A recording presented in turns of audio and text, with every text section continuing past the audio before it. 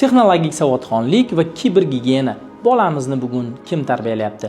Ko'pchilik bugun farzandlarini telefonda juda erta o'ynay boshlayotganligidan shikoyat qilishadi. Lekin asl muammo bu telefonning o'zida emas, nazoratsiz qolayotgan muhitda. Biz hozir bolalarni 3 yoshdanoq telefon bilan o'ntiramiz. 5 yoshda YouTube algoritmlari bilan tarbiyalaymiz va 7 yoshdan boshlab cheklovsiz internetga topshirib qo'yamiz. Xo'sh, natija nima bo'ladi? Cheklanmagan ekran va kontent bola ongida real hayotdan uzilgan sun'iy olam yaratadi. So'nggi trend deb olib berayotgan ahmoqona o'yinchoqlar va videolar axloqiy va madaniy qadriyatlarni yemiradi. Ko'plab o'quvchilar allaqachon onlayn qimor o'yinlariga, pul yutish ilovalari va xavfli challengelar qurboniga aylanmoqda. Hattoki o'smirlar orasida o'z joniga qasd qilishga yetaklovchi guruhlar paydo bo'lganligi isbotlandi.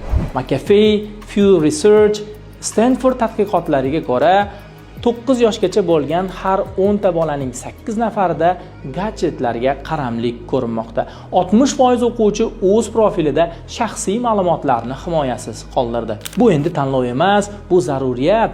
Biz farzandlarimizni raqamli muhitda himoya qila oladigan, tanlay oladigan, qarshilik ko'rsata oladigan qilib tarbiyalamasak, uni telefon emas, internetdagi noma'lum kuchlar tarbiyalaydi.